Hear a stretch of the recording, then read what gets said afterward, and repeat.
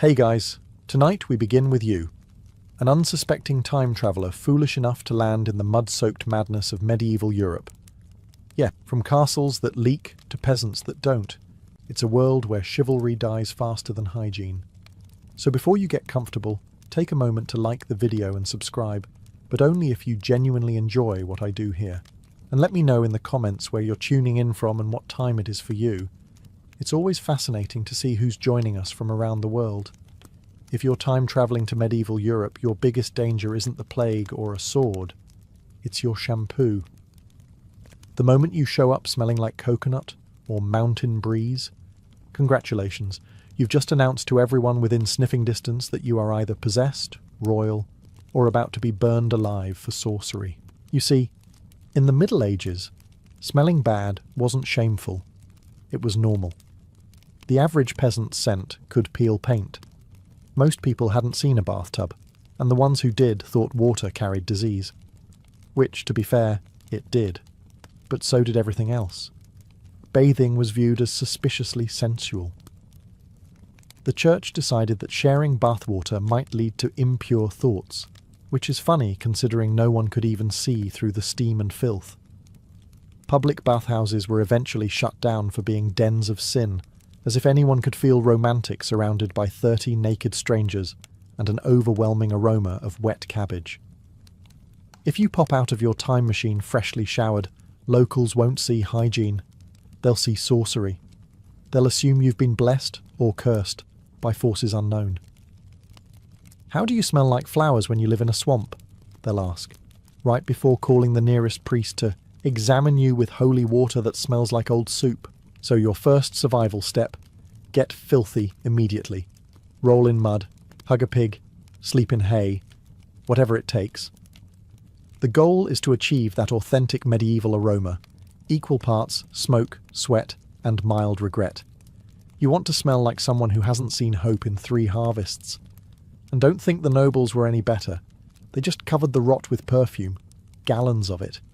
Imagine roses, musk, and body odour having a knife fight. That's what a medieval banquet smelled like.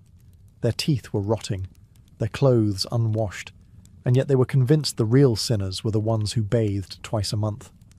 So remember, in medieval Europe, your modern cleanliness is a death sentence. You don't want to smell good. You want to smell period accurate. If someone wrinkles their nose at you, relax. That's not disgust. That's acceptance. You finally blended in. If you're planning to drink water in medieval Europe, don't. That's not hydration. That's suicide by bacteria. Back then, water wasn't clear. It was a challenge. Every sip was like spinning the plague wheel and hoping it didn't land on explosive dysentery. The average river was a medieval smoothie, a nutritious blend of mud, dead fish, and whatever the guy upstream was dumping into it. And by whatever, I mean human waste, animal waste, and occasionally actual humans. So yes, people drank beer. Not for the taste, not for fun, but because it was the only thing keeping civilization from dehydrating to death. Ale wasn't strong, maybe 2 or 3% alcohol, just enough to kill germs and your ambitions for the day. It was called small beer, and everyone drank it. Men, women, even toddlers. Picture a 3-year-old stumbling around with a wooden mug, slurring something about grain taxes. That was childhood. Morning, beer. Lunch, beer. Church, light beer, out of respect. Water was so distrusted that if you refused ale, people assumed you were either insane or plotting something. In fact, refusing a drink was borderline heresy. The tavern was the social heart of every village, a place where deals were made, songs were sung, and someone inevitably got stabbed over spilled mead. And before you imagine cosy pubs with polished mugs and cheerful laughter, no. Medieval taverns were sticky, smoky rooms full of shouting men, suspicious soup, and the overwhelming smell of regret. The house ale was usually brewed by someone who measured ingredients using intuition and desperation. If it didn't make you sick, you tipped them extra. Travellers had it even worse. The further you went, the riskier the brew. By the time you reached a new village, you'd be lucky to get something that hadn't fermented into bread That's why most time travelers in theory would never make it home. Not because of paradoxes, but because of intestinal collapse by day 3. So take my advice. If you find yourself in the 14th century, forget your fancy micro-filtered water bottle. Order the ale, say a prayer, and don't ask what's floating in it. In medieval Europe, beer wasn't a beverage, it was life support.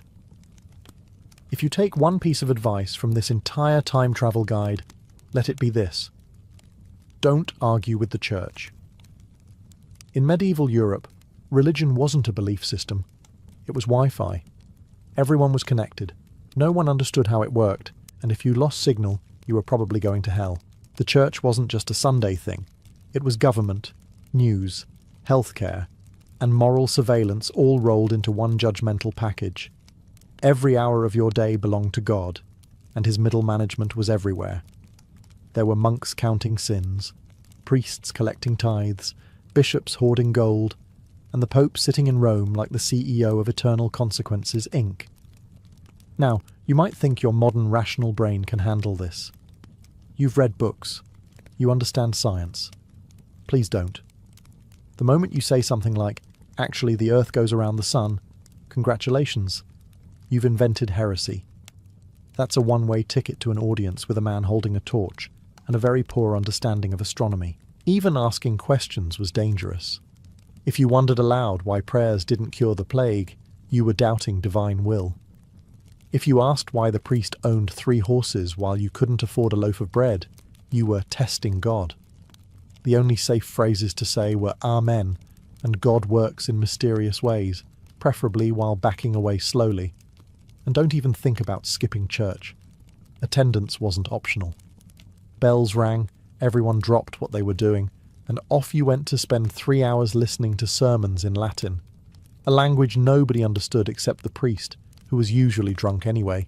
If you didn't show up, the neighbours would notice. And in medieval Europe, the neighbours noticed is how every execution starts. The church controlled education, money, medicine, and most importantly, fear. That's how it stayed in charge for 1,000 years. Not by convincing people it was right, but by making sure no one lived long enough to prove it wrong. So if you time travel back, remember this. Don't debate theology, don't mention science, and definitely don't say, I'm spiritual, but not religious. They'll think it's Latin for, please light me on fire. If you catch anything in medieval Europe, a cough, a rash, or just a vague sense of doom, I have some excellent advice. Don't go to the doctor. That's because doctor in the 14th century didn't mean someone who saves your life. It meant someone with a book, a robe, and a hammering sense of confidence. These were men who genuinely believed disease was caused by demons, bad smells, or an unfortunate alignment of Mars and your liver. Their treatments were bold, creative, and catastrophically wrong. Got a fever? You're too hot. They'll bleed you until you're balanced. Feeling weak? You're too cold. They'll set you on fire metaphorically or literally. If you have a headache, their first solution is drilling a small hole in your skull to let the evil spirits out. The success rate was approximately none. Hospitals existed, but you didn't want to visit them. They were basically waiting rooms for the afterlife. Crowded, loud, and conveniently located next to cemeteries for faster service. Monks ran most of them, which meant half the medicine you received was prayer, and the other half was bleeding you while asking if you'd sinned recently. Surgery was performed without anesthesia, gloves, or the faintest idea of sanitation. Instruments weren't cleaned, they were wiped on the nearest tunic and reused until they broke or screamed. If you survived surgery, congratulations, you now had a new infection to die from. Dentistry was handled by barbers because why not? You'd go in for a shave and leave missing half your jaw. These were the same men who'd also happily amputate your leg and then offer you a discount on a haircut. So if you get sick while time travelling, resist the urge to seek help. Rest, drink ale, and pray to every available deity. It's not that medieval doctors were evil, they were just aggressively confident in centuries of nonsense.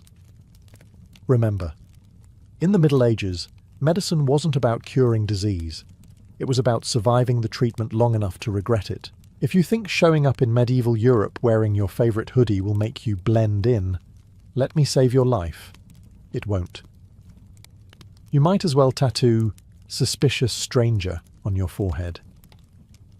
Because in the Middle Ages, fashion was a crime scene, and the authorities had receipts. Europe had what were called sumptuary laws, legal dress codes designed to keep everyone in their social lane. The idea was simple. If you're poor, you'd better look poor. No bright colours, no fancy fabric, no jewellery unless you stole it. Even the wrong type of hat could get you fined, flogged, or both. These laws weren't just suggestions, they were moral statements. Silk, for nobles only. Fur, for people who owned land, not goats. Velvet, reserved for anyone rich enough to pay someone else to be cold for them. The rules were so specific that even buttons could betray you. Some towns literally had ordinances on how shiny your belt buckle was allowed to be. So if you time travel in wearing polyester or, God forbid, sneakers, you'll break at least 3 medieval commandments before breakfast. Your futuristic fabrics will make you look like a demon or, worse, a flamboyant merchant. Either way, the local priest will want a word. Even the upper classes weren't safe. Nobles competed over who could look more impractically wealthy. Long, pointy shoes were the fashion. So long, in fact, they had to be tied to the knees with string. Some were nearly 2 feet long. Medieval men were basically walking around dressed like aggressive ducks. Women had it no better. Their gowns could weigh 30 pounds and drag through mud long enough to collect souvenirs. Corsets? Not yet. But good luck breathing under 10 layers of wool. The best survival strategy?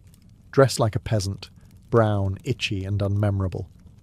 Your goal is to look like background furniture, the kind that coughs quietly and gets ignored by passing knights. So remember, in medieval Europe, fashion wasn't self-expression.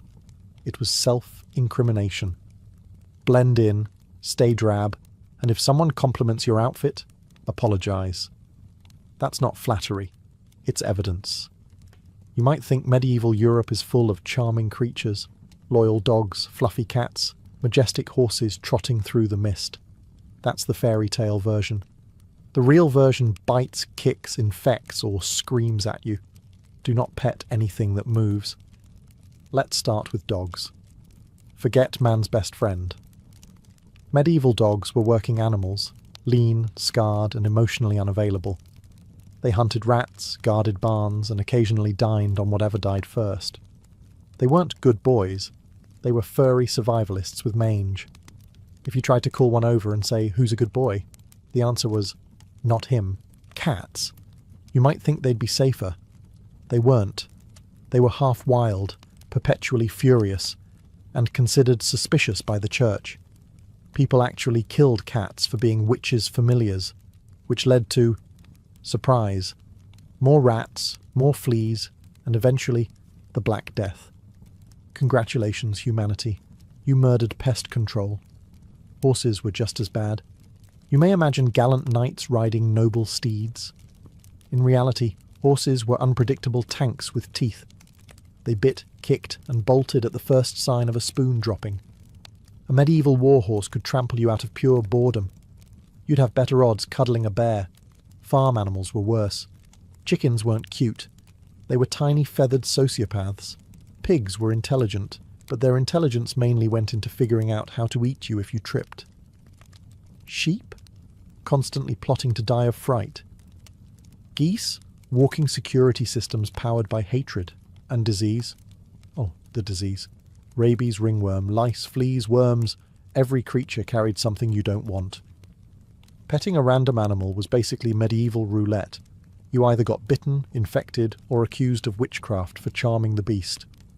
If you time travel back and feel lonely, resist the urge to bond with local fauna. Animals in the Middle Ages weren't companions. They were co-workers who didn't like you. You'll meet pigs smarter than peasants, dogs meaner than knights, and cats who've seen things that make hell look cosy. So say distance, because in medieval Europe, every animal is either dinner, disease, or demon, and you don't want to find out which is which. If you plan to smile in medieval Europe, don't. Teeth were less a body part and more a short-term rental. Dentistry, as we know it, didn't exist, at least not in a form any sane person would recognise. Oral hygiene was a rumour, and most people's mouths looked like archaeological digs from hell. Toothbrushes? None. Toothpaste? Not invented. Mouthwash? Occasionally vinegar, but mostly regret. Peasants chewed on twigs or rinsed with wine, which sounds fancy until you remember the wine was made in a bucket. The rich had better access to dentistry, which usually meant some barber named Gregor yanking your molar out with pliers he'd just used to sharpen a sword. Barbers were the go-to medical professionals because they had tools and the confidence of men who'd never studied anatomy. You could walk into a shop for a trim and leave missing both your hair and your sense of trust. Their logic was simple. If it hurts, remove it. If it still hurts, bleed you. If you die, that's on your humours. Tooth decay was rampant. Sugar was rare, but bread, beer, and plague stress took their toll. By 30, most people had gums that resembled battlefield terrain. Nobles didn't fare better. They just hid it behind perfume and prayer.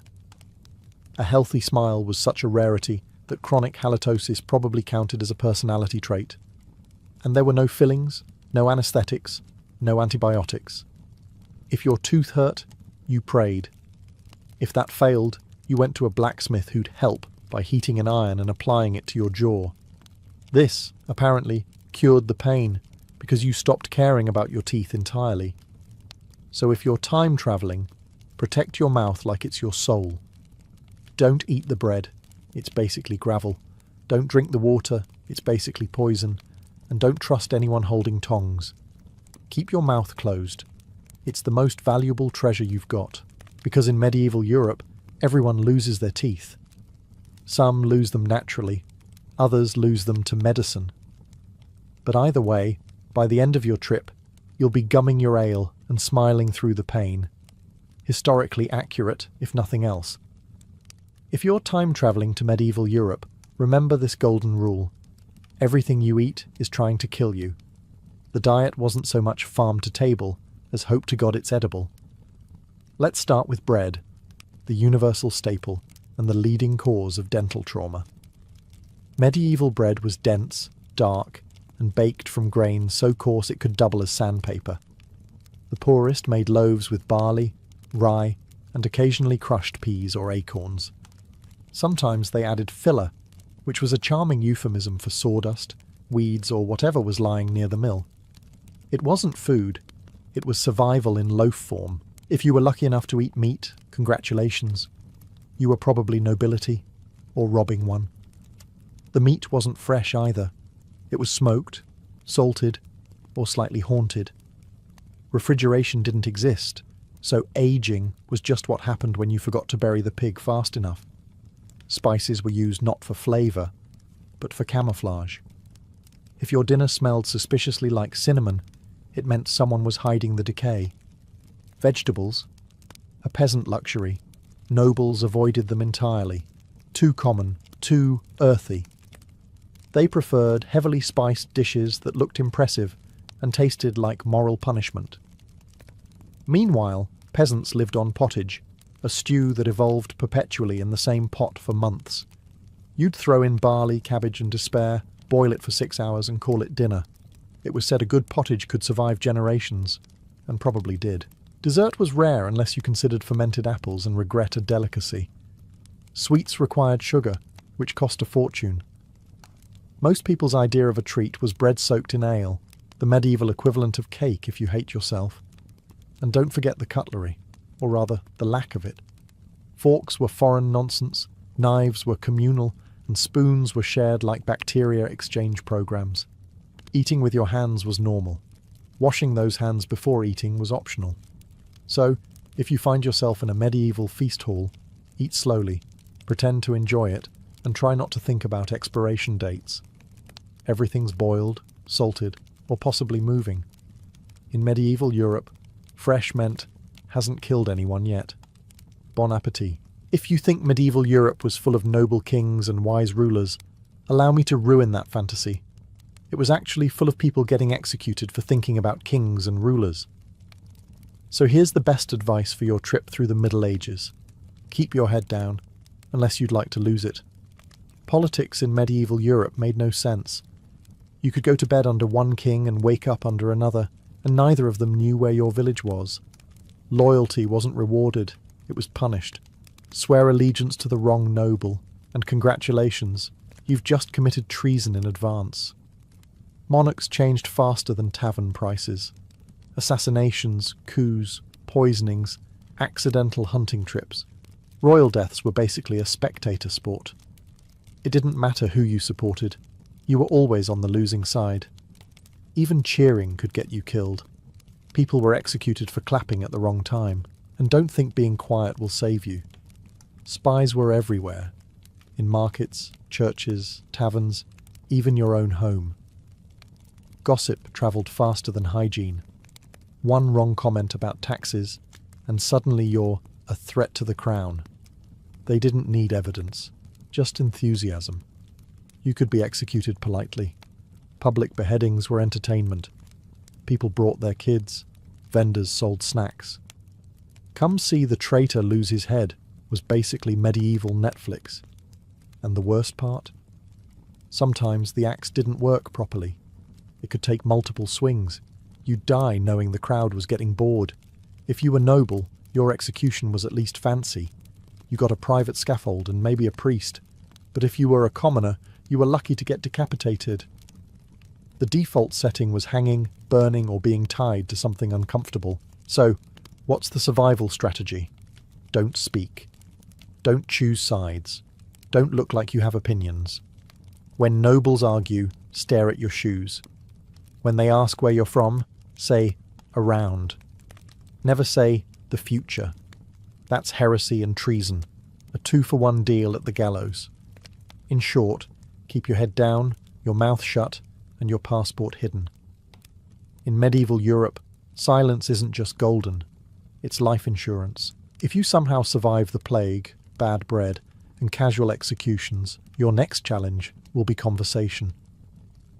Medieval Europe loved to talk, just never about anything safe, which is why you should learn one very important phrase before time travelling. Nescio. It means, I don't know, and you should use it constantly. The Middle Ages were full of arguments you couldn't win, because facts didn't exist yet. You're a 21st century traveller surrounded by people who think thunder is God bowling, and that babies are conceived via divine lightning bolt. You might feel tempted to correct them. Don't. That's how Galileo ended up on house arrest for having a telescope. If a monk asks what you think about the Trinity, say Nescio. If a scholar asks whether the earth moves, say Nescio. If a peasant asks why their cow exploded, definitely say Nescio. Any attempt to explain science will get you branded as either a sorcerer or French, and neither is survivable. Medieval intellectual debates were terrifying. They didn't involve ideas. They involved stakes, torches, and accusations. Philosophy wasn't about discovery. It was about seeing who could quote Aristotle without getting set on fire. The smartest man in the room was usually the one pretending to be illiterate. Latin was the language of the educated elite, priests, lawyers, and anyone who could afford to be wrong in multiple syllables. But for you, it's a shield. Say Nescio with conviction, bow a little, and they'll think you're humble or foreign, not dangerous.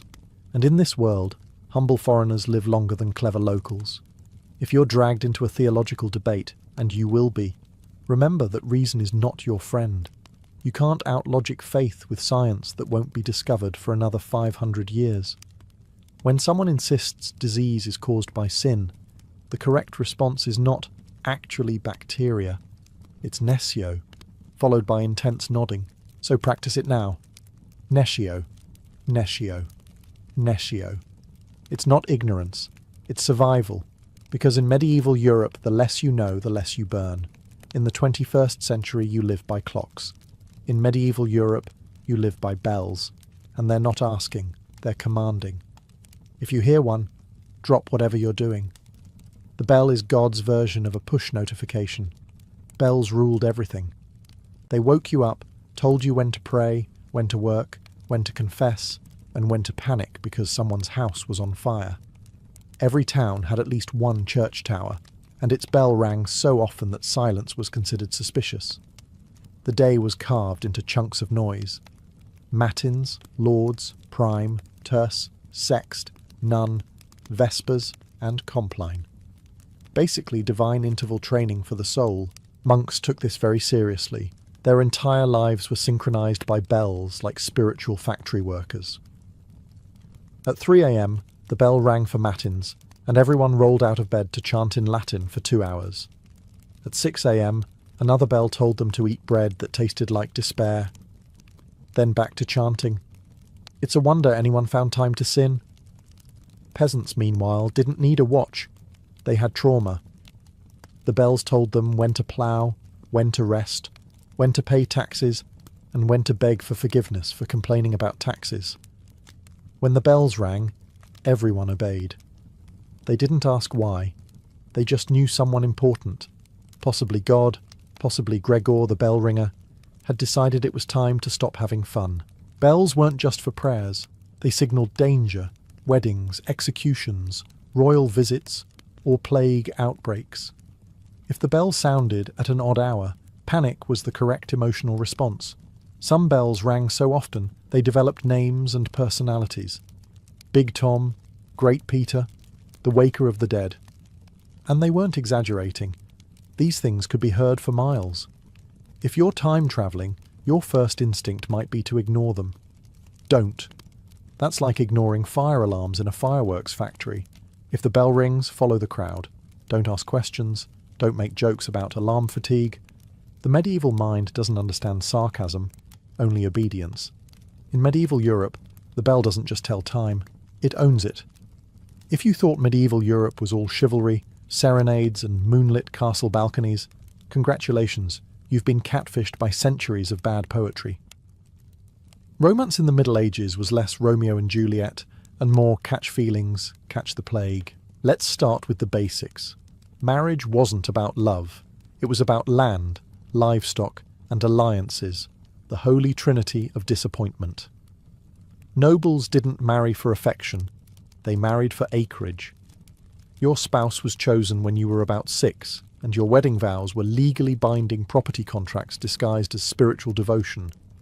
If you were a peasant, things weren't better, just cheaper. Courtship involved less poetry and more mud. You'd meet someone while milking a cow, exchange a few shy glances, and boom. You're married because the village priest needed something to do that week. Flirting, on the other hand, was dangerous. If you complimented the wrong person, congratulations. You've just triggered a blood feud. Nobles defended honour the way modern people defend Wi-Fi passwords.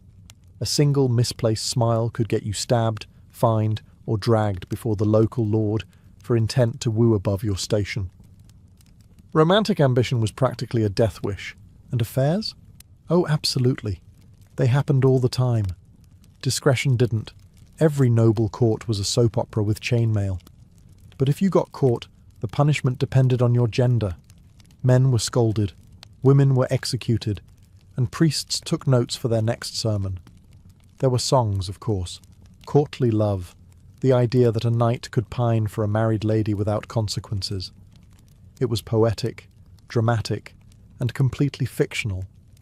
In reality, knights were filthy, women were exhausted, and troubadours were banned from at least 3 duchies at any given time. If you time travel to medieval Europe, keep your heart, and your eyes, to yourself. Complimenting a noble's wife means execution. Flirting with a peasant's daughter means lynching. Even smiling too long could get you excommunicated for lustful gazing. In short, romance is fatal. The safest relationship you'll have in the Middle Ages is with your straw mattress, though even that comes with splinters. So stay single, stay silent, and stay alive. In medieval Europe, love at first sight was usually followed by trial at first light. If you somehow survive medieval food, politics, and romance, congratulations, you're now ready for everyone's favourite community activity, the witch hunt. Think of it as a medieval talent show, except the talent is dying creatively. In the Middle Ages, witch hunts were the perfect storm of boredom, fear, and bad theology. The weather was bad, crops failed, and people needed someone to blame who wasn't the local lord. Enter the witch, usually an old woman with a cat, arthritis, and the audacity to live alone. The logic was flawless. If your cow stopped producing milk, a witch cursed it. If your child sneezed twice, witchcraft. If your bread burned, witchcraft. If your bread didn't burn, especially witchcraft. The only person not accused was the actual idiot who left the oven unattended. Trials were generous affairs. You'd be tied up, thrown into a river, and told that if you floated, you were a witch. If you sank and drowned, congratulations, you were innocent. This was considered fair. Either way, the church got to keep your property, so it was a win-win for everyone except you. Witch finders were professionals, self-appointed experts with impressive titles and questionable literacy. They'd inspect moles, freckles, or birthmarks as devil's marks. Basically, if you had skin, you were guilty. They also used needles to test if you felt pain. If you didn't scream, you were a witch. If you did, they said you screamed like a witch. So what should you do as a time traveller? Easy. Blend in. Don't heal anyone. Don't use herbs. Don't even know herbs. If someone gets sick, say God's will, not maybe it's bacteria. Don't own a cat. Don't talk to birds. And for the love of all that's holy, don't float. Witch hunts weren't rare. They were entertainment. People showed up with snacks. The church called it justice. Nobles called it order. And peasants called it a nice day out. So if the crowd starts gathering torches and shouting witch, walk away. Fast. Because in medieval Europe, everyone's a witch until proven drowned. There are sounds you never forget. Church bells, clanging swords, a suspicious cough. And then there's this one. Bring out your dead. If you hear that in medieval Europe, don't stick around to see what happens next. It's not a parade. It's not a sale. It's the Black Death, the world's least festive block party. The plague hit in waves, and every time it did, people lost their collective minds. Cities emptied. Villages vanished. The average street looked like a horror movie filmed with a shovel. And since nobody understood germs, they blamed everything else. Jews, witches, bad smells, and the position of Mars. Basically, everything except the rats and fleas literally crawling over their faces. When the carts rolled through town, they were collecting bodies. No gloves, no masks, no sense of self-preservation. Just men shouting, "Bring out your dead," while stepping over yesterday's quota. If you were lucky, you died fast. If not, you got to enjoy a week of fever, black boils, and spiritual panic before joining the pile. Doctors, if you can call them that, wore long beaked masks stuffed with herbs, because apparently lavender could stop divine wrath. These plague doctors looked like goth storks and were about as effective. They carried sticks to poke patients from a distance, which honestly was the smartest medical decision of the century. The living didn't fare much better. People fled cities, abandoning family and reason. Some turned to prayer, others to alcohol. A few decided the world was ending, and joined flagellant cults that whipped themselves through town like sinners on parade. Spoiler, it didn't help. So if you time travel to medieval Europe and hear that infamous call echoing through the fog, do not investigate. Do not offer help. Do not Google symptoms. Just leave, quietly, quickly, preferably in the opposite direction of the coughing. Because in the Middle Ages, there's no such thing as safe distance. The plague travels faster than gossip, and it doesn't need an invitation. If you value your life, or your skin tone, respect the cart and keep moving. Remember, curiosity didn't just kill the cat. In the 14th century, it killed everyone. So you've made it through the filth, famine, and fever. You've blended in, you smell like despair, and you've mastered the art of not dying. Naturally, you start to think, hey, maybe medieval life isn't so bad. That's your first mistake. Because the moment you relax, something terrible happens. Maybe the harvest fails. Maybe the local baron decides to start a war over a goat. Maybe the sky darkens and everyone starts chanting in Latin because a comet showed up, and clearly that means apocalypse. In medieval Europe, comfort isn't a feeling. It's an omen. You could spend years surviving plagues, invasions, and suspicious bread, only to wake up one morning and discover you're now owned by someone named Lord Geoffrey the Slightly Moist. Your home, his. Your livestock, also his. Your freedom, optional. And if you complain, congratulations, you're a heretic and a socialist. Even peace wasn't peaceful. Fires broke out constantly because everything was made of wood and optimism. Floods drowned half the countryside at least once a decade. The rest of the time, people were freezing, starving, or waiting for someone to invent soap. And if you think moving to a castle will help, think again. Castles were basically drafty stone refrigerators full of angry nobles and indoor smoke. You'd die slower, but not happier. Peasants had at least the dignity of freezing outside. The truth is, no one in the Middle Ages was comfortable.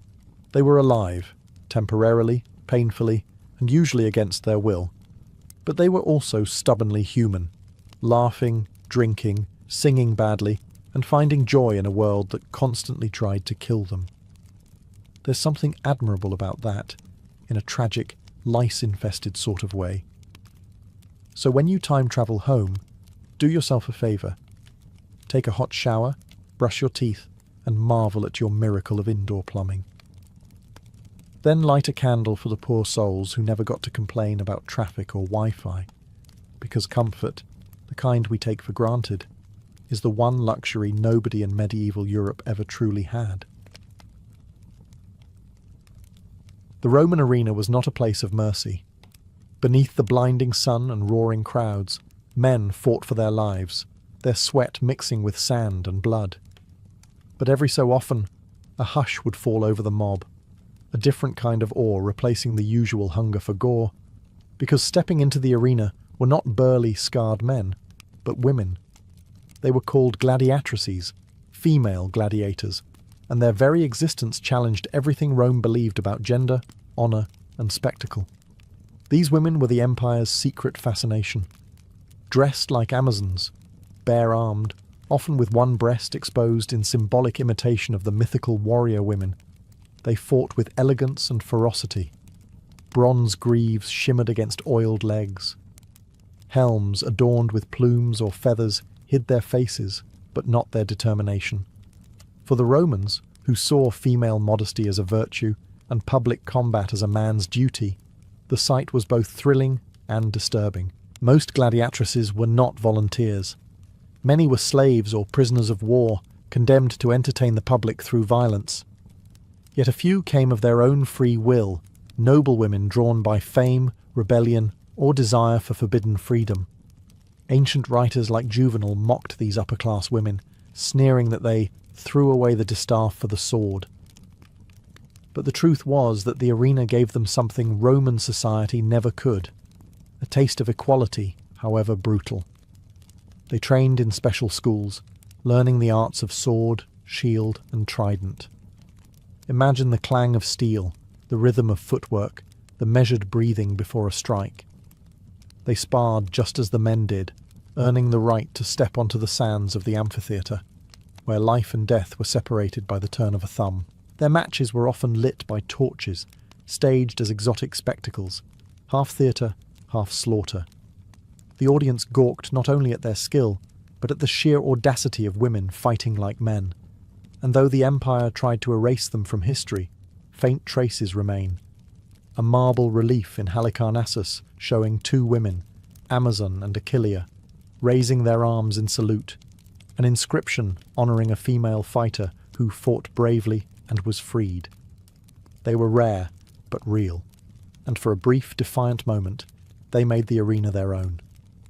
Training to become a gladiatrix was a brutal transformation, a descent into discipline, pain, and performance.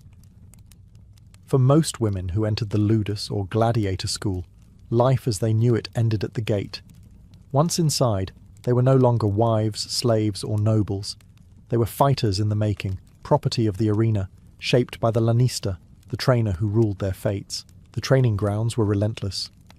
Wooden swords first, to learn form and balance, then heavier weapons, meant to build strength and endurance. They practiced strikes, parries, and footwork under the merciless eye of their instructors. The air reeked of sweat and iron. Every mistake was corrected with a shout or a blow. But in time, rhythm replaced hesitation. A woman who once carried baskets or spun wool could now swing a gladius with precision deadly enough to split bone. Diet was part of their conditioning too.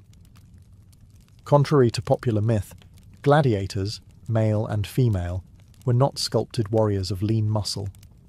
They ate thick barley porridge, beans and ashes, building a soft layer of fat that protected their organs from shallow cuts.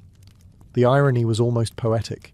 The empire that glorified beauty and perfection bred its champions from roughness and scars. Still, training wasn't just about fighting, it was theatre. Gladiatrices learned to fight with style. A dramatic entrance, a taunting pose, a deliberate pause before the final strike. These weren't just flourishes, they were strategy. The crowd demanded drama, not efficiency. The lanista would often pit them against exotic beasts or foreign fighters, choreographing their deaths and victories for maximum spectacle. And despite being outnumbered by male fighters, gladiatrices earned the respect of their peers. Many of the men, initially dismissive, learned quickly not to underestimate them. Strength could be matched, but speed and cunning, those were their true weapons. Some records mention that female recruits were even trained in the Ludus Magnus, the main gladiator school near the Colosseum, where emperors themselves sometimes came to watch practice bouts.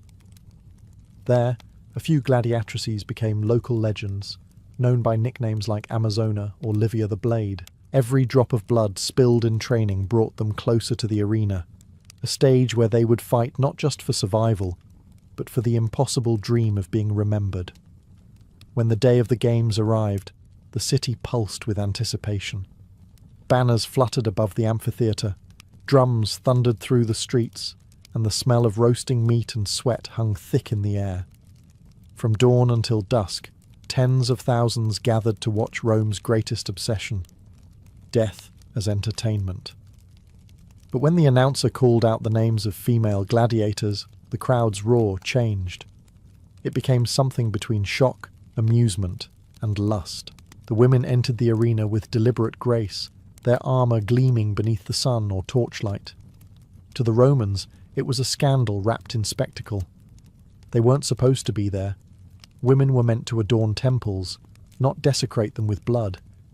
And yet here they were, warriors draped in mythic symbolism, some dressed as Amazons from Greek legend, others bare-shouldered and defiant.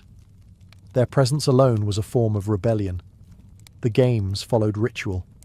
Trumpets blared, the emperor gave a signal, and the match began. The women fought with surprising ferocity, shields clashing, swords flashing, sand kicking up beneath their sandals. Each movement was deliberate, not only to survive, but to entertain. The crowd demanded artistry and violence, and the gladiatrices delivered. Every feint, every strike, every dodge was theatre written in blood. They fought against other women, sometimes against men, and occasionally against wild beasts. Lions, boars, even leopards were released into the arena. The audience gasped as silk-haired women stood their ground against fanged death. And though most fights ended in mercy or exhaustion rather than slaughter, the line between performance and mortality was thin and cruel. Roman writers recorded these spectacles with a mix of fascination and disgust. Cassius Dio wrote of Emperor Domitian hosting nighttime games where women battled by torchlight, their bodies gleaming with oil and sweat under the flicker of flame. It was both erotic and horrifying, a calculated contradiction that kept Rome's citizens enthralled. For the gladiatrix, each match was a gamble, death, disgrace, or glory. Some were slain and forgotten. Others fought so bravely that the crowd demanded their freedom, chanting Missio, release. In those moments, as the crowd thundered approval and the emperor raised his hand. A woman who had been property became, briefly, a legend. To understand the allure of the female gladiator, one must look to the myth that inspired her, the Amazon. For the Romans, Amazons were both fantasy and fear. Women who fought, conquered, and lived without men. They existed in art, in poetry, and on the walls of villas, representing everything that Rome both admired and despised in the feminine spirit. When female fighters entered the arena dressed like these mythical warriors, they brought those fantasies to life. Artists and organisers leaned heavily into this imagery. Gladiatrices were often given stage names like Achillea, Amazon, or Penthesilea, directly invoking the heroines of Greek legend. Their armour, deliberately stylized, mimicked the look of mythic Amazons: bare arms, one breast uncovered, short tunics that allowed for movement and left little to the imagination. It was deliberate theatre. The audience was meant to see them not just as women, but as symbols of something untamed and dangerous. But beneath the symbolism was a quiet irony. The Amazons were said to have lived in lands beyond civilization, Scythia, the fringes of the known world. They were barbarians, according to Roman ideals. So when the empire paraded its own women as Amazons, it was both a spectacle and a statement of control, a reminder that Rome could tame even its myths, forcing them to fight and die for the crowd's pleasure. The women themselves, however, often embodied the opposite of submission. Whether enslaved or free, their mere presence in the arena defied centuries of Roman moral codes. They blurred the lines between virtue and vice, shame and courage. Some in the audience may have laughed or jeered, but others, perhaps secretly, felt admiration. Roman poets like Statius described these fighters with fascination, unable to decide whether to condemn or worship them. They were monstrous, he wrote, yet irresistible. Their duality mirrored the Amazon myth itself, half nightmare, half fantasy. Statues and mosaics from the eastern provinces captured this fascination in stone and colour. Women with swords poised mid-swing, muscles tense, faces serene. These depictions were not of victims, but of equals, warriors carved in the language of defiance. And for a brief, shimmering moment, the gladiatrix became more than myth or novelty. She became the living Amazon of Rome, an embodiment of rebellion gilded in bronze and blood. Winning in the arena was more than survival, it was transformation. For a gladiatrix, a victory could mean food, gifts, fame, and in rare cases, freedom. In a world where most women's names were lost to history, these few became whispered legends. Their stories passed from tavern to tavern, from senator to slave. When a female fighter won a match, the arena erupted. Flowers were thrown into the sand. Men shouted her name with drunken admiration. Some patrons carved her likeness on oil lamps and pottery, capturing the moment when she stood over her fallen opponent, sword raised high. To the Romans it was both shocking and seductive, a woman commanding attention, power, and applause. The greatest honour a gladiatrix could achieve was missio, official release from combat, granted by the emperor or the crowd. The wooden sword, the rudis, symbolised her freedom. Few ever reached that point, but those who did were immortalised. Inscriptions have been found celebrating women who fought bravely and were freed. These were not meek housewives, they were conquerors of men and fate. But fame in the arena came with a dark cost. The empire's moralists despised the sight of women who sought glory in combat. Philosophers and senators ranted that such displays corrupted Roman virtue. "When women fight," wrote one critic, "modesty dies." It was more than outrage, it was fear. The idea of women embracing power, violence, and public admiration threatened the social order. Even emperors were torn. Domitian adored hosting spectacles featuring women fighters, while later rulers condemned them. Under Emperor Septimius Severus, in the early 3rd century CE, the ban became law. Women were forbidden from entering the arena. Rome had indulged its fantasy for too long, and now it recoiled from what it had created. Many gladiatrices faded into obscurity, their victories erased by decree, their names chipped off monuments, their images buried in sand. But their legacy endured, in fragments of marble, in graffiti praising their skill, and in the myths they embodied. They were more than curiosities of entertainment. They were women who, for a fleeting moment, seized the kind of power Rome told them they could never have, and forced the empire to look at them, not as ornaments, but as warriors. By the 3rd century CE, the days of the gladiatrix were numbered. Rome was changing. Its empire stretched thin, its moral compass shifting from spectacle to self-control. The same elite who once paid fortunes to watch women duel beneath torchlight began to call it a disgrace. What had once been thrilling now seemed obscene, and the emperors, ever mindful of appearances, moved to erase it. Emperor Septimius Severus struck the final blow. Around 200 CE, he issued a decree forbidding women from performing in the arena. His official reason was moral reform, an effort to restore the dignity of Roman womanhood. But beneath the rhetoric was something deeper: fear. The sight of women fighting, and sometimes winning, undermined the patriarchal image of the empire.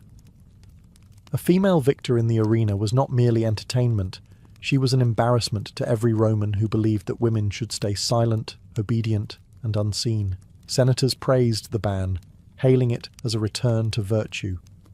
Poets lamented the decay of modesty. The same hands that had thrown roses now signed edicts of condemnation. The public, however, was divided. Some missed the thrill, the novelty of women who moved with the grace of dancers and struck with the precision of killers. Others whispered that Rome had become weak, that the empire which once celebrated strength now cowered behind moral laws. The ban did not silence everyone. Evidence suggests that in smaller provincial arenas, female fighters continued to appear for years afterward, sometimes disguised as men, sometimes openly defying the law. The empire was vast, and decrees from Rome travelled slowly. In frontier towns, governors cared less about ethics and more about drawing crowds. There, the spirit of the gladiatrix refused to die, but over time, as Christianity spread and the games themselves began to fade, the memory of these women slipped into myth. Chroniclers ignored them, or twisted their stories into moral warnings. The marble reliefs that once depicted their triumphs were buried or broken. By the time the Colosseum's gates closed for good, few remembered that women had ever fought there at all.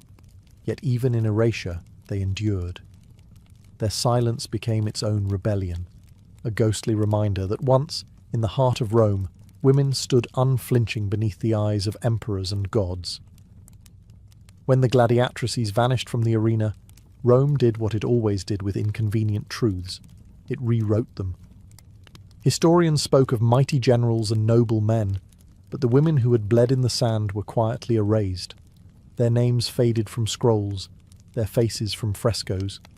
What survived was fragmentary, a marble relief here, an inscription there, whispers of a time when women dared to fight under the empire's gaze. One of the most striking relics is the Halicarnassus relief, showing two female fighters, Amazon and Achillea. Both stand proud, weapons raised, their bodies lean and strong. The inscription below declares the match a draw, an outcome of mutual respect, rare in the arena's cruel arithmetic. These were not slaves dying for amusement. They were equals, warriors whose skill commanded the crowd's admiration. Archaeologists have also uncovered graffiti and mosaics depicting women in armour, their identities long lost but their postures unmistakably defiant. Each artifact is a ghostly reminder that their existence was real, not legend. And yet, for centuries, scholars dismissed them as allegory, as artistic fantasy. It was easier to believe in mythic Amazons than to accept that Roman women once wielded swords in truth. This erasure was no accident. The empire's moralists, and later the early Christian chroniclers, sought to cleanse history of such transgressions. A woman who fought for blood and honour did not fit the narrative of obedience and piety they wanted to preserve. In their eyes, gladiatrices were not heroines but heretics of gender, symbols of Rome's decadence and decline. but history has a way of whispering through the ruins. Modern excavations and re-examinations of ancient texts have brought these women back into the light. Their presence, once denied, now complicates the story of Rome itself. They reveal an empire far more diverse, daring, and contradictory than its marble monuments suggest. And so, while the Colosseum's stones still stand, they hold within them echoes of women whose courage defied centuries of silence. Their memory may be fractured, but it endures, etched in the grit of the arena floor, in the glint of a bronze sword, and in the enduring truth that power, once seized, can never be entirely erased. Centuries after the last torch burned out in the Colosseum, the gladiatrix was reborn, not in flesh, but in imagination. Artists, historians, and filmmakers began to rediscover her story, fascinated by the paradox she represented. A woman both enslaved and empowered, brutal yet graceful, a product of Rome's cruelty and her own defiance. What had once been erased from memory now returned as legend. In the Renaissance, scholars studying ancient reliefs stumbled upon depictions of armed women and puzzled over their meaning. Were they mythic Amazons, goddesses, or something more human and more dangerous to the order of history? By the 19th century, archaeologists had confirmed what the ancients once knew. Women had indeed fought in the arena. The revelation scandalized and thrilled the modern world in equal measure. The image of the female gladiator soon took on new forms. Painters portrayed her as both warrior and muse, half Venus, half Mars. Writers turned her into a symbol of rebellion against patriarchal constraint. In the 20th and 21st centuries, she found new life in cinema and literature, from epic films to historical novels, often depicted as a figure of tragic strength or erotic fascination. The gladiatrix had become a cultural mirror, reflecting society's shifting views on power, gender, and spectacle. But behind the fantasy, scholars worked to reclaim her truth. They pieced together evidence, inscriptions, armor fragments, burial remains, to separate myth from reality. They discovered that these women were not anomalies, but part of a broader world where gender roles were less rigid than the marble statues of Roman virtue suggested. Rome's arenas, cruel as they were, had been strange laboratories of equality, where a woman's worth was measured not by her birth, but by her blade. Today, the gladiatrix stands as a symbol of historical defiance. She reminds us that even in the heart of one of history's most patriarchal societies, women found ways to break the rules, to step into the light, and to be seen. She is more than a relic. She is a challenge to the stories we've accepted, to the power structures we still maintain, and to every silence that hides a woman's strength beneath centuries of dust. The arena may be gone, but her shadow still moves through time. The gladiatrices may have vanished from history's stage, but their spirit continues to echo through every age that questions who holds the right to power. In Rome's time, they were outcasts, anomalies that existed between spectacle and scandal. Yet today, they are seen for what they truly were, symbols of resistance, agency, and courage in an empire built on hierarchy. Their legacy is complex, stitched together from broken reliefs, scattered inscriptions, and the uneasy admiration of the men who wrote about them. Ancient moralists tried to frame them as warnings, proof of Rome's moral decay. But modern historians read between those lines. They see women who claimed a fragment of freedom in a world that offered them none, who fought not because they were allowed to, but because they refused to be invisible. The gladiatrix's story reshapes how we see ancient Rome itself. It reveals that beneath the marble statues of virtue and order was a living world full of contradictions. It shows that courage and defiance were not reserved for emperors and generals, but also for the nameless women who stepped into the sand, faced death, and met the crowd's gaze without fear. In modern times, her image has become a rallying cry. Artists, historians, and feminists alike celebrate her as a forgotten ancestor of every woman who has ever defied expectation.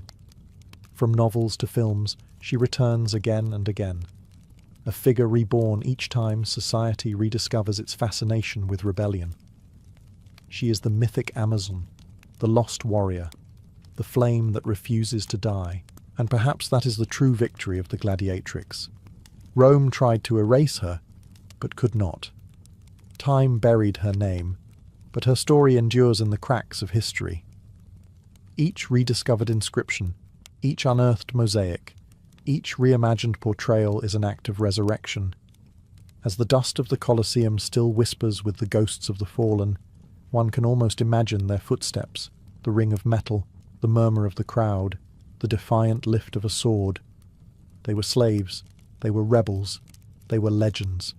And though centuries have passed, their struggle still speaks. In the heart of every woman who dares to stand where she is told she cannot, the spirit of the gladiatrix still fights. To dine with Cleopatra VII was not to attend a meal, it was to enter a vision. Every banquet she held in Alexandria was a spell of power woven from gold, fragrance, and spectacle. She was not a queen in those moments. She was Isis reborn, a living deity who turned the act of dining into an assertion of divinity and dominance. The dining hall itself was a wonder. Walls gilded in gold leaf shimmered in torchlight, while mosaics of lotus and papyrus glowed beneath the feet of her guests. Perfumed smoke drifted through the air, fanned by servants trained to keep its rhythm steady and hypnotic. Bronze braziers burned rare incense from Arabia, frankincense, myrrh, and cinnamon, all precious enough to bankrupt smaller kingdoms. Cleopatra's banquets were not merely feasts of taste, but of scent, sound, and sight. Her guests were the most powerful men in the known world. Roman envoys, Egyptian nobles, philosophers, and generals who came expecting diplomacy, but left questioning whether they dined with a mortal or a goddess. She would recline on a couch draped in Tyrian purple, the colour of royalty, her skin glistening with gold dust, her hair braided with pearls. Even her goblets were made of onyx and studded with emeralds. Each gesture, each glance, was calculated theatre. The menu itself was an empire's inventory.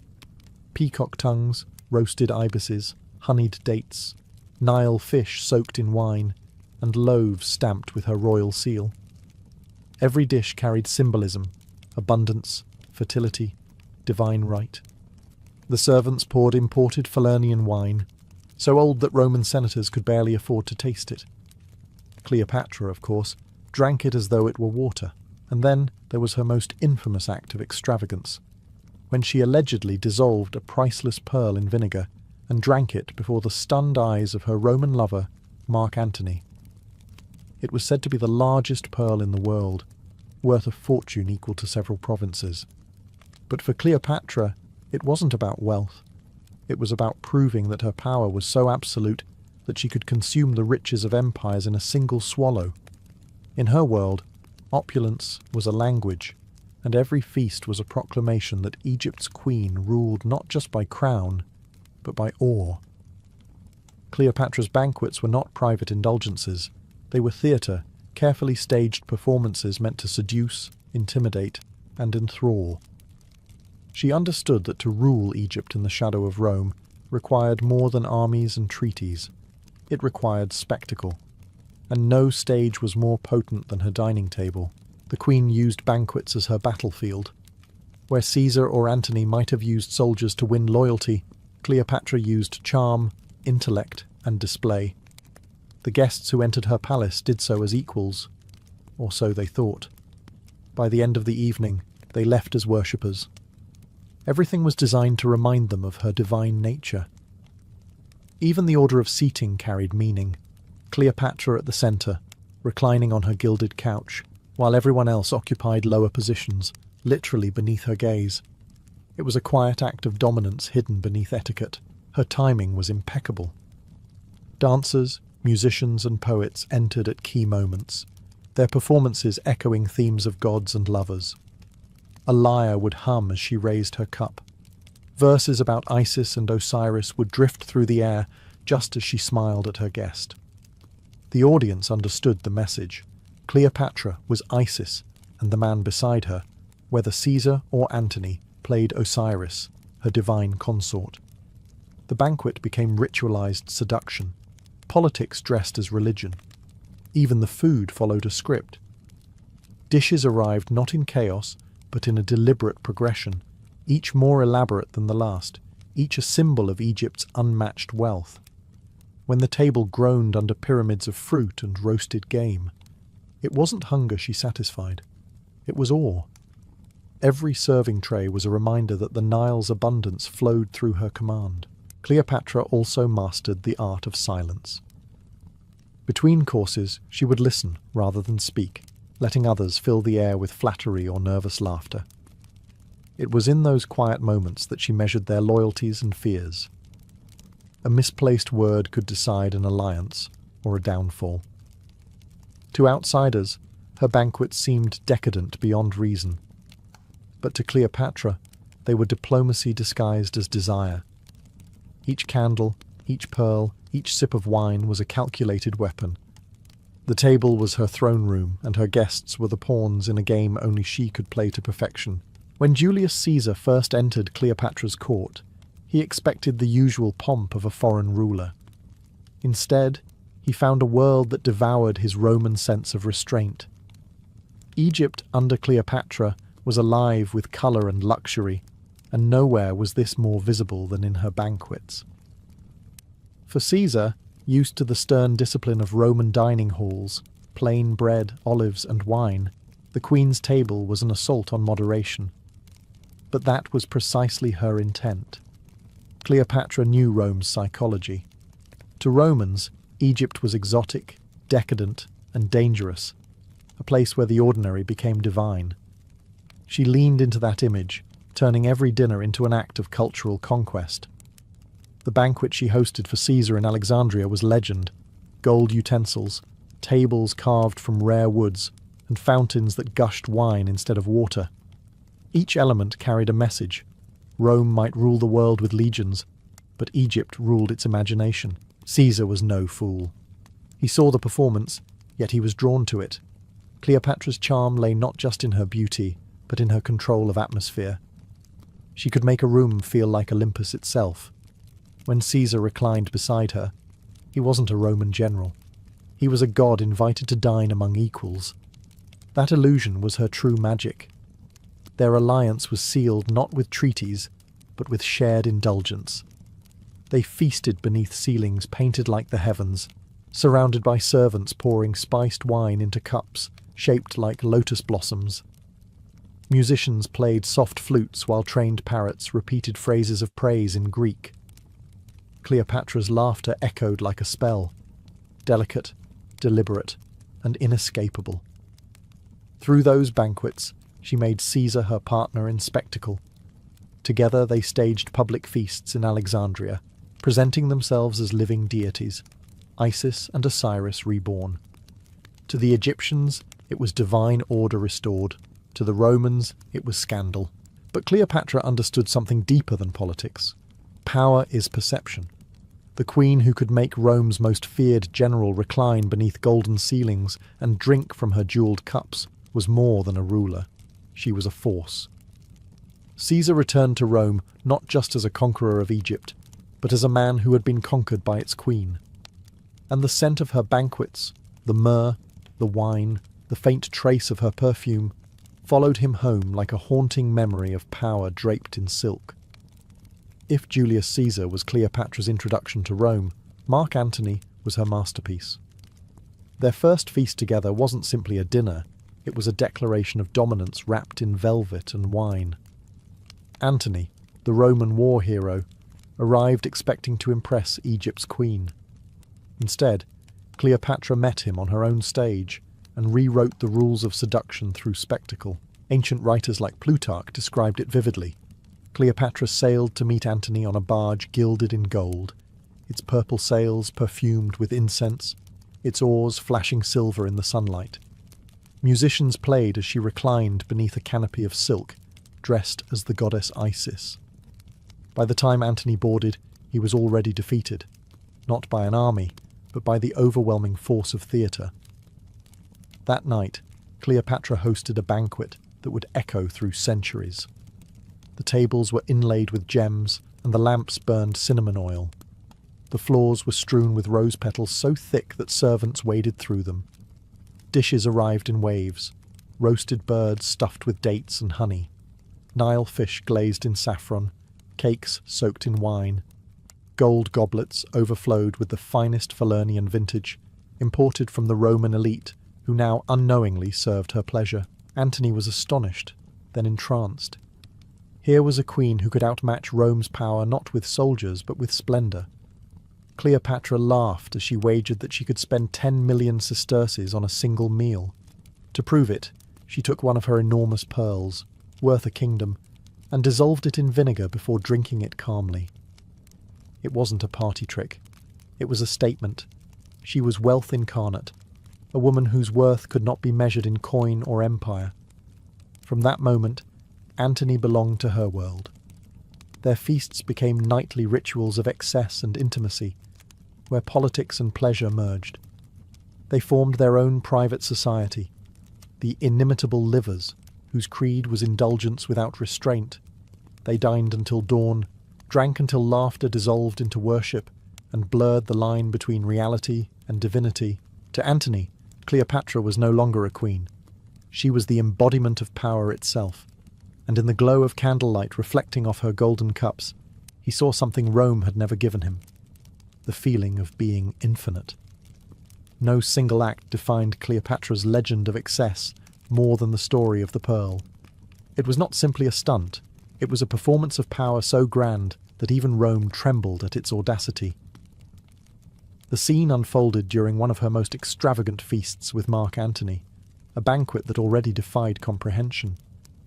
The hall was flooded with gold light, incense heavy as fog, and music soft as sin. The air itself seemed drunk on her wealth. When Antony boasted that no one could surpass the luxury of their feasts, Cleopatra smiled, slowly, dangerously. "I can," she said, "and I will spend 10 million sesterces on a single meal." The guests laughed, assuming it was bravado. But Cleopatra was not a woman who made idle promises. She called for a cup of vinegar, the strong kind favoured by Romans for cleaning wounds and sharpening the appetite. Then she unclasped one of her earrings, a massive pearl, said to be the largest in the world, harvested from the depths of the Red Sea. It glimmered like a captive moon. Without hesitation, she dropped it into the vinegar. The pearl hissed, softened, and dissolved. Cleopatra raised the cup, met Antony's stunned gaze, and drank.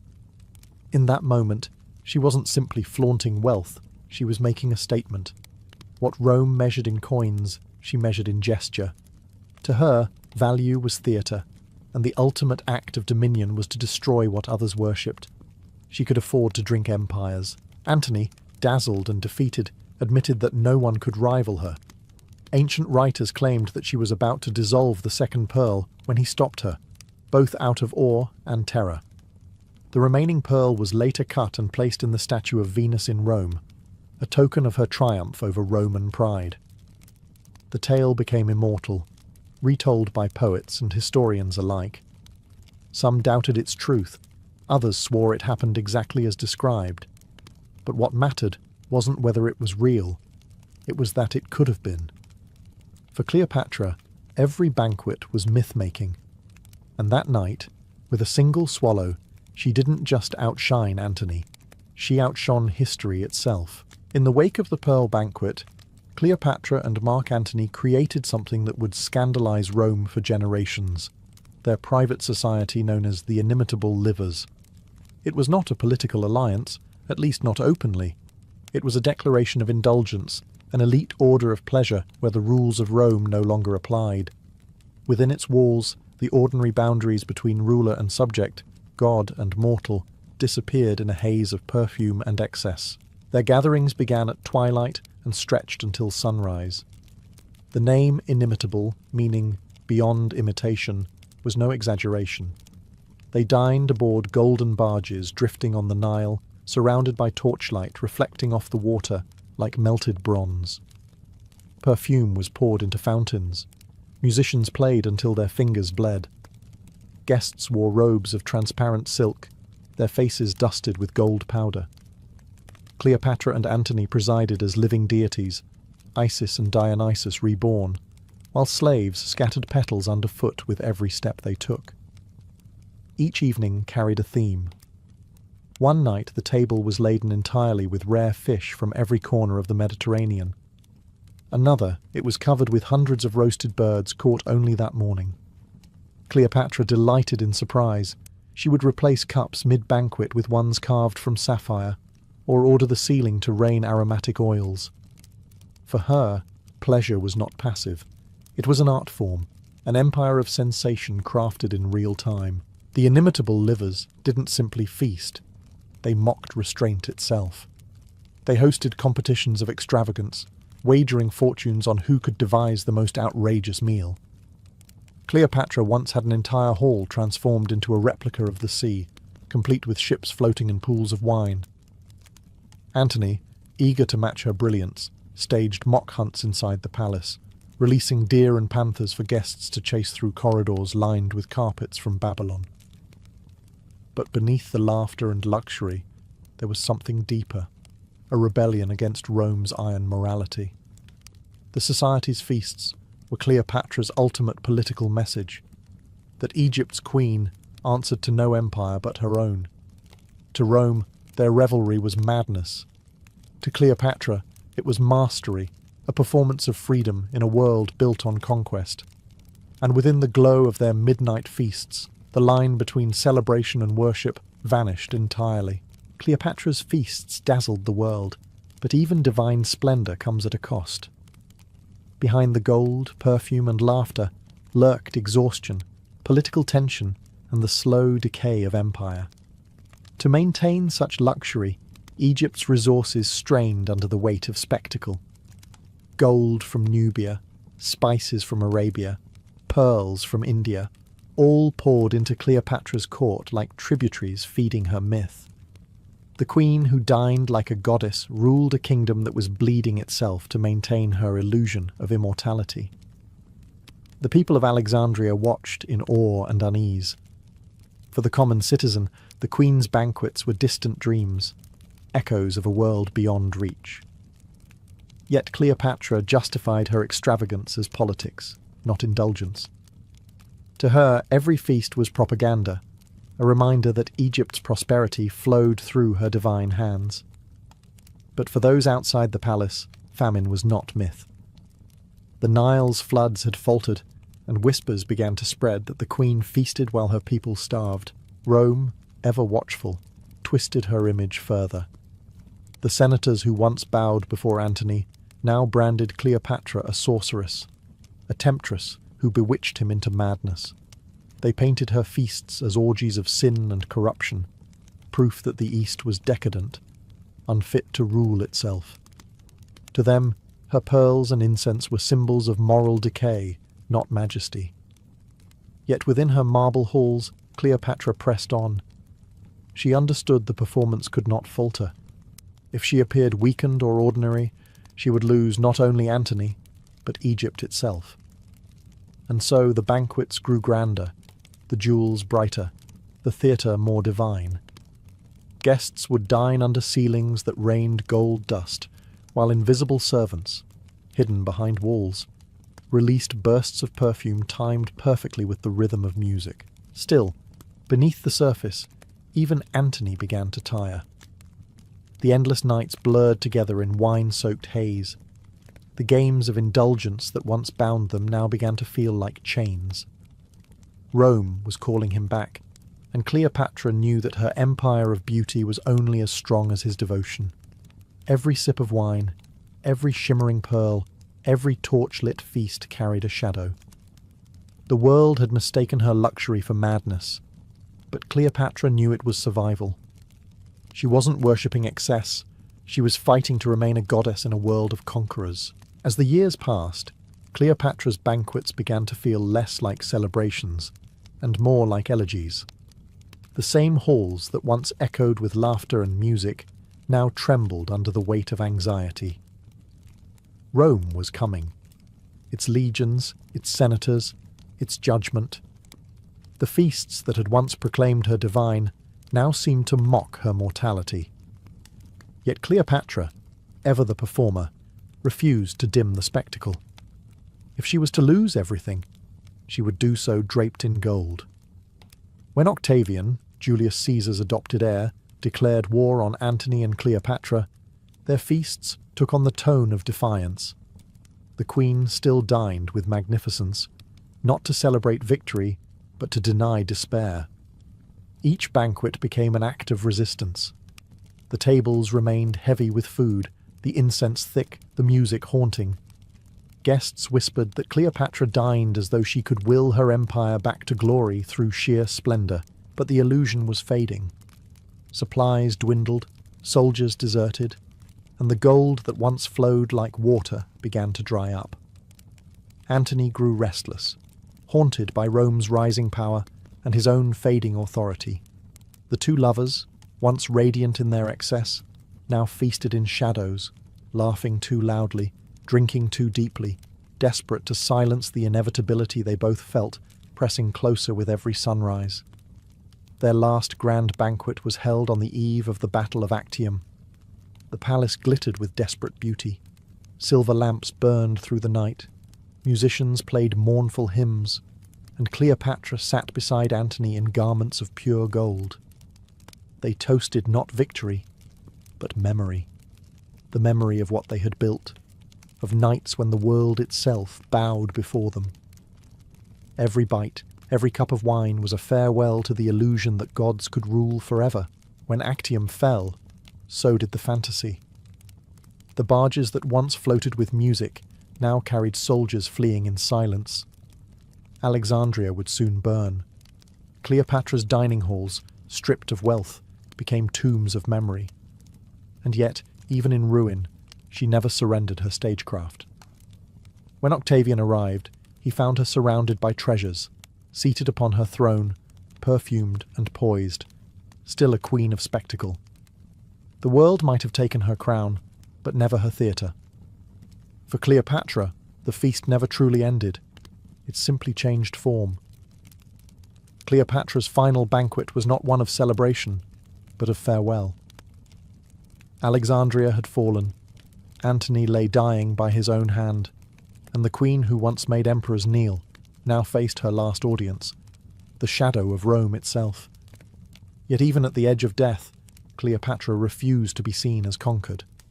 Her final feast was her last act of defiance, her last illusion of divinity. The room was quiet, lit by oil lamps whose flames flickered against walls still faintly scented with myrrh. Her servants, the last of her loyal circle, spread a table of silver platters and ripe fruit, bread still warm from the ovens, and a pitcher of wine dark as blood. It was a pale reflection of the splendor she once commanded, but Cleopatra understood symbolism better than any ruler alive. She would die as she had lived, on her own terms, in ritual, in spectacle. As she reclined on her couch, dressed in royal robes of crimson and gold, she raised her cup and toasted the gods who had long since abandoned her. "Let Rome feast on its victory," she said, her voice calm, her eyes distant. "I will dine with immortals." She drank deeply, her bracelets chiming softly like distant music. When Octavian's envoys arrived, they found her feasting, composed, radiant, and utterly unbroken. Her attendants, Charmian and Iris, stood by her side, silent as statues. On the table sat a basket of figs, beneath which, hidden in folds of linen, coiled the asp, her final guest. Cleopatra's smile did not waver as she reached for it. To the end, she remained the queen of performance. The poison's bite was swift. She reclined upon her couch, serene, as if drifting into sleep. The last thing her attendants saw was a faint smile, a private triumph. Cleopatra had denied Rome its spectacle of humiliation. She would not be paraded through its streets as a trophy. Her death was her masterpiece, an ending staged with the same precision as her banquets, a final gesture of divine theatre. When Octavian entered, he found not a prisoner, but a legend. The gold shimmered. The air still smelled of incense. Cleopatra, Queen of Egypt, had turned death into her last feast, and eternity into her audience. High among the rugged mountains and emerald valleys of ancient Illyria, women were not merely mothers and wives. They were guardians of mystery, keepers of rituals older than the tribes themselves. Their lives moved with the rhythm of the moon, whose pale light they believed bound them to the divine. When night fell and the mountains turned silver, Illyrian women gathered in secret clearings, barefoot on cold earth, to honour the goddess Bindus, protector of water, fertility, and the sacred balance between life and death. The ceremonies began in silence. Torches were planted in the ground, forming a circle around a basin of spring water, which reflected the stars like a mirror. The eldest women, often healers and seers, chanted invocations in a language that was never written, only remembered. Their songs called on the moon to bless their wombs, their crops, and their courage. Younger women followed in dance, their movements fluid yet deliberate, echoing the patterns of rivers and wind. Each gesture carried meaning: a raised hand for birth, a bowed head for the ancestors, a spin for the endless turning of the seasons. Every woman wore charms crafted from bone, bronze, and shells collected along the Adriatic coast. These talismans were believed to ward off barren soil, wandering spirits, and the jealousy of rivals. The most powerful charm of all was a crescent carved from silver or horn, symbolizing Bindus herself. Worn close to the heart, it was said to keep the goddess's favour upon the wearer, ensuring protection through childbirth, storm, and war. Men were forbidden from witnessing these rites. To intrude upon them was to invite divine punishment, or worse, exile. Yet whispers of what happened during these moonlit gatherings spread through the villages. Some claimed the women summoned rain and healed the sick. Others swore that the moonlight itself obeyed their songs. For the Illyrians, these rituals were not superstition, but survival. The mountains were harsh, the winters cruel, and life was often uncertain. Through their sacred customs, women forged unity, strength, and a quiet dominion that no sword could break. Under the glow of the moon, they were no longer daughters or wives. They were priestesses of the earth, bound by song, water, and flame to the spirit of Illyria itself. In the Illyrian world, fertility was not a private matter. It was sacred, celebrated, and bound to the heartbeat of the tribe.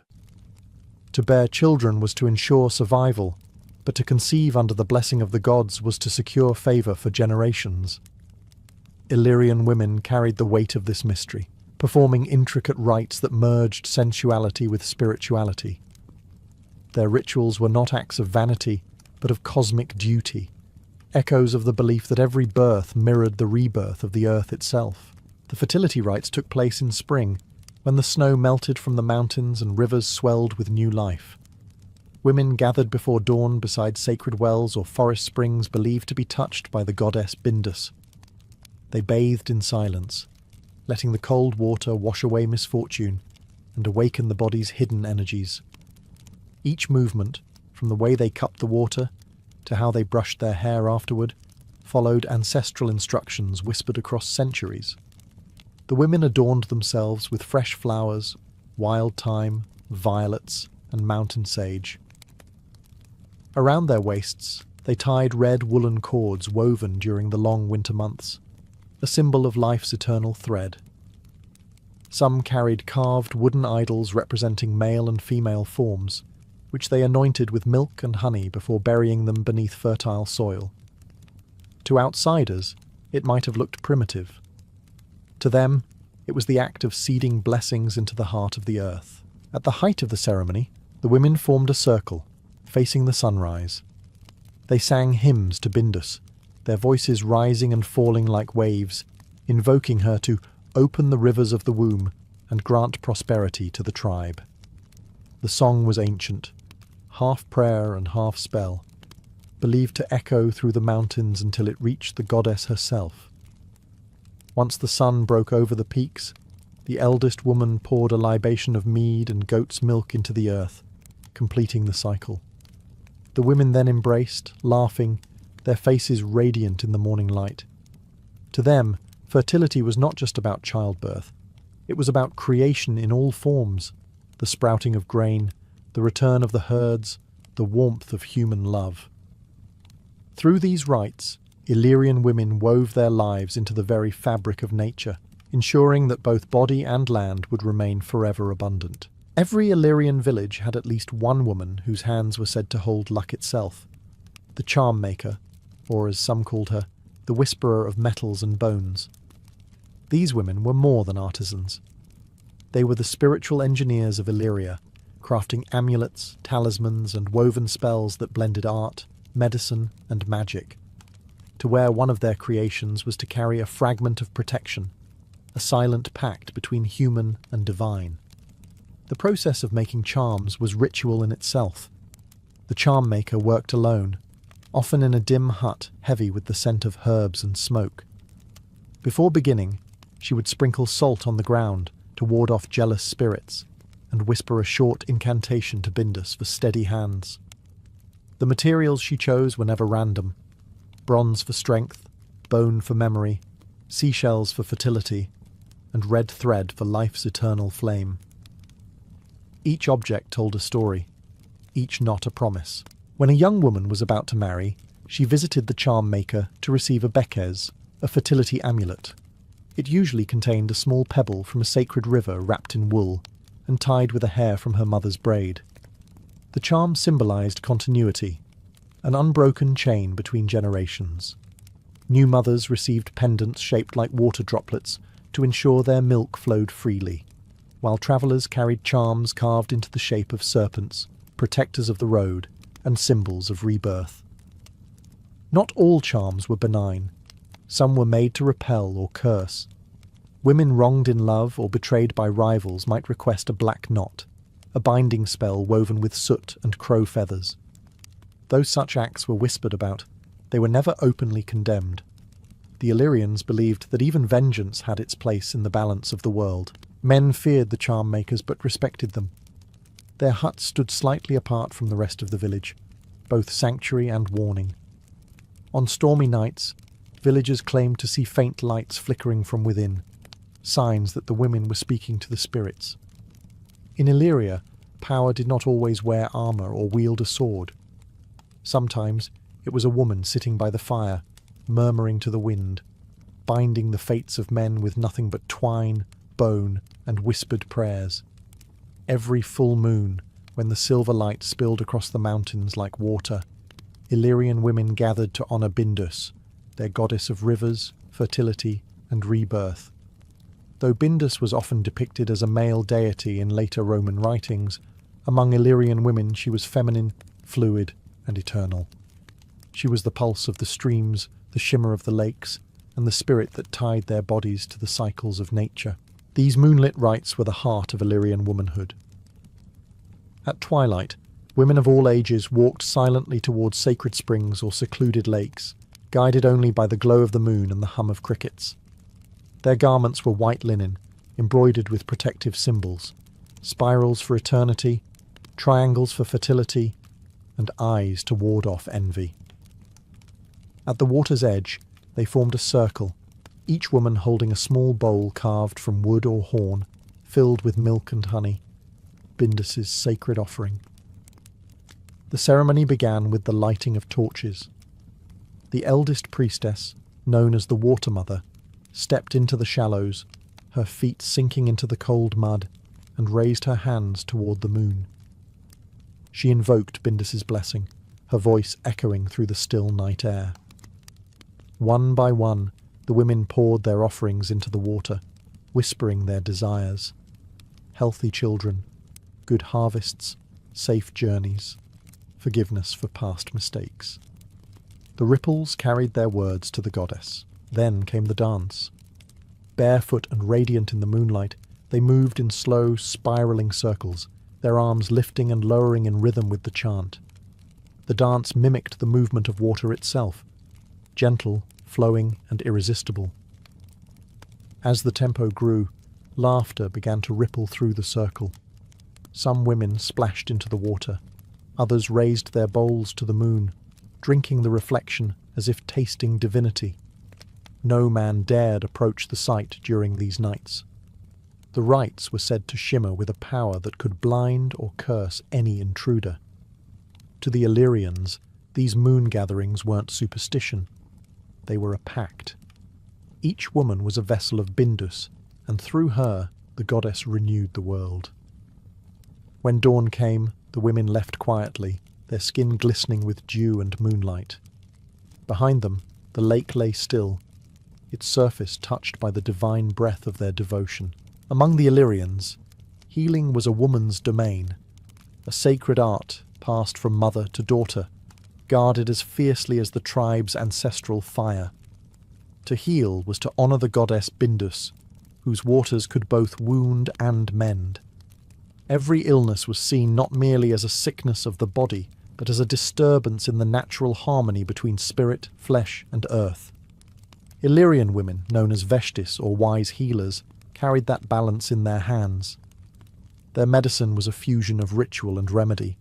They worked with herbs gathered at dawn, when the dew was said to trap the essence of life. Each plant had a spirit, a song, and a purpose.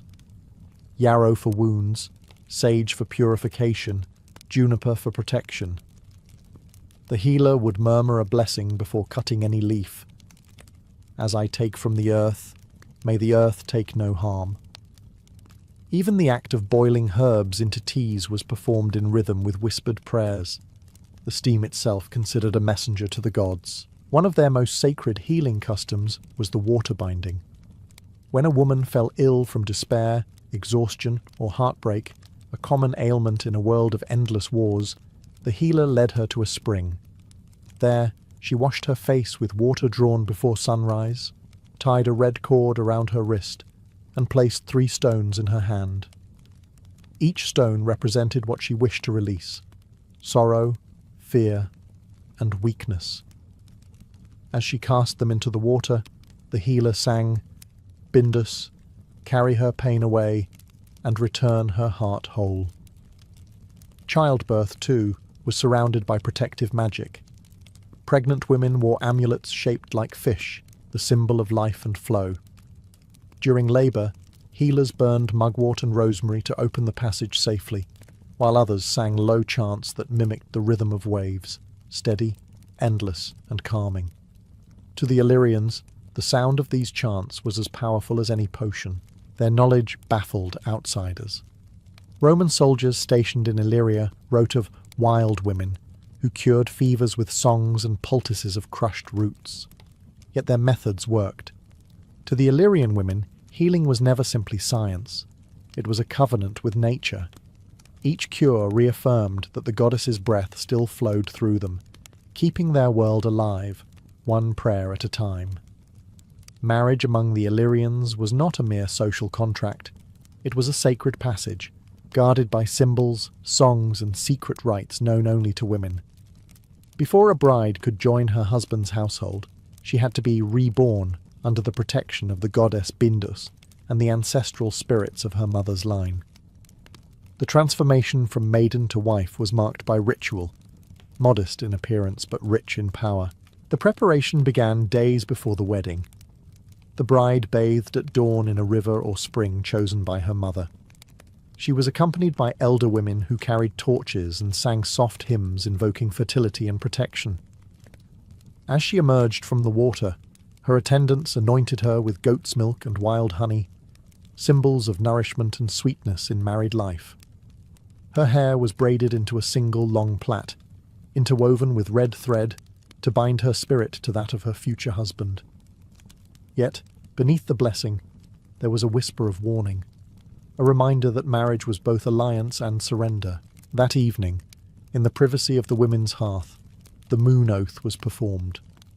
The bride knelt before a bowl of water reflecting the moonlight, while the village's oldest matron traced symbols on her palms with ash. "The moon watches the faithful," she murmured, "and reveals the deceitful." The oath bound the bride to honesty, but also shielded her from betrayal. Some believed the ritual could turn a deceitful husband's heart to stone, or render him barren if he broke his vows. During the wedding feast itself, the bride wore a veil embroidered with protective signs, triangles for fertility, spirals for eternal return. Guests tossed grains and dried herbs, not as tokens of joy, but as offerings to the spirits who guarded her womb and home. Once the feast ended, the newlyweds were led to their chamber, where the mother-in-law presented a loaf of bread shaped like a crescent moon. The bride broke it in two, a gesture symbolizing that love and sustenance would now be shared. To outsiders, these customs might have seemed superstitious, but to the Illyrians, they were divine choreography, rituals that stitched human love into the cosmic rhythm of life, death, and renewal. For every bride, the ceremony was not just a union of flesh, but of fate. In Illyrian belief, blood was not a symbol of violence. It was the essence of life itself, a bridge between mortals and gods. Women, whose bodies carried the mystery of birth and renewal, were seen as the natural guardians of this sacred substance.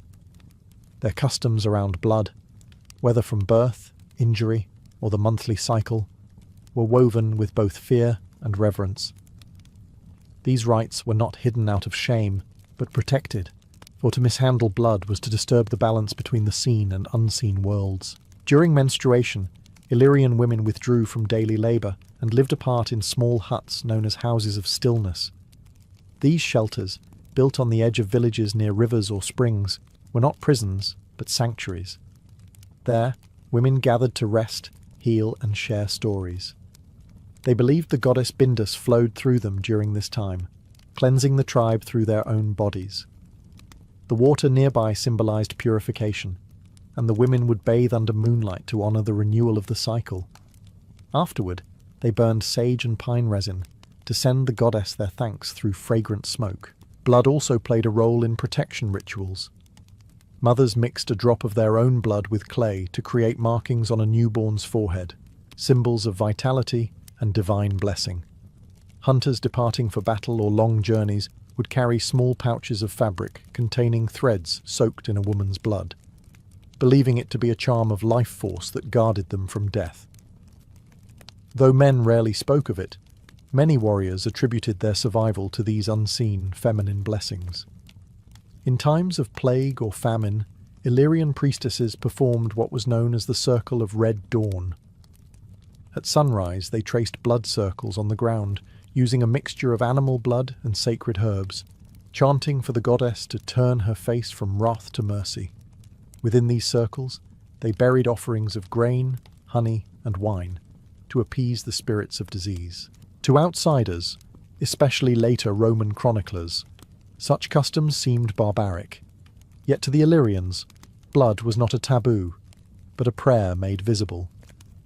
It was the rhythm of existence itself, proof that the goddess walked among them, pulsing within every woman's veins. In their hands, blood became both shield and blessing, a covenant written in life's purest ink. Death among the Illyrians was never an end. It was a transformation. And at the heart of that transformation stood the women. They were the mourners, the guardians of the departed, and the keepers of the final rites that ensured the soul's safe passage to the afterworld. The Illyrians believed that the dead lingered for 3 nights after death, trapped between the world of flesh and the shadowy realm beneath the earth. During those nights, it was the duty of women to guide them home. When a person died, the oldest women of the household, usually mothers or grandmothers, covered every mirror in the house and extinguished all flames except one, the sacred lamp of Bindus. This single light burned beside the body to guide the spirit through darkness. They then washed the body with spring water mixed with ash and rosemary, murmuring words of farewell that were half prayer, half spell. The cleansing was both physical and spiritual. It freed the soul from the weight of the living world. That night, the morning song began. Women gathered around the body, their hair unbound, their voices rising in long, haunting laments. The rhythm echoed the pulse of the earth itself, slow and deep. They recited the deeds of the departed, their joys, their mistakes, and their lineage. Each name spoken aloud kept the spirit tethered until it was ready to depart. Tears were not weakness. They were offerings, proof that the living still remembered. At dawn on the third day, the women led a procession to the burial ground. They carried the body wrapped in linen, adorned with personal charms, rings, beads, or carved wooden idols meant to protect the soul. A loaf of bread, a jug of water, and a coin were buried beside them, food for the journey, drink for the road, and payment to cross into the next realm. When the burial was complete, the women burned their veils and bathed once more in cold river water, symbolizing purification from death's touch. As the smoke drifted skyward, they whispered, "Go with the river, not against it." To the Illyrians, death was not feared, it was navigated. And through the voice, tears, and hands of women, every soul was safely delivered back to the eternal flow of Bindus. Long after the Illyrian tribes faded into history, swallowed by Rome, reshaped by new gods and empires, the echoes of their women endured. Their rituals, once whispered beside sacred springs and mountain fires, did not vanish. They changed form, hiding themselves in the folds of peasant customs, folk songs, and secret prayers whispered by grandmothers to daughters. The Illyrian woman's world of fertility, moonlight, and divine water survived in the rhythm of daily life long after her temples turned to dust. Archaeologists still uncover fragments of this hidden heritage. In remote Balkan hills, burial sites reveal bronze charms shaped like crescents and fish, symbols of the goddess Bindus. Pottery etched with spirals and wave patterns speaks of the eternal flow between life, death, and rebirth. Even centuries later, villagers along the Adriatic coast continued to pour milk into rivers for the mother beneath the water, unaware that they were honouring a goddess whose name had been forgotten but whose spirit endured. The Illyrian women's songs also lived on, woven into the region's folk laments and wedding hymns. Their melodies, low, haunting and cyclical, still echo through the mountains of Albania, Montenegro and Bosnia. The verses that once called to Bindus now speak to the Virgin Mary or unnamed white ladies of the springs, yet the rhythm remains unchanged. Water, moon, birth, renewal. The sacred language simply found new names to wear. Even modern customs retain traces of their rites. The red threads tied around newborn wrists, the washing of brides in river water, the mourning songs sung by women at funerals. All are ancient gestures, fragments of Illyria woven seamlessly into modern identity. Each act carries the faint memory of the goddess, the charm maker, and the healer. What made Illyrian women remarkable was not their secrecy, but their endurance. They mastered survival through adaptation, turning myth into daily practice, ritual into rhythm. In their hands, spirituality was not confined to temples or priests. It was carried in baskets, sung over bread, and whispered to rivers. Though their names are lost to history, their presence remains carved into the land itself. Every stream, every moonlit clearing, and every protective charm is a quiet reminder. The daughters of Bindus may be gone, but their spirit still moves like water, unbroken, eternal, and endlessly reborn.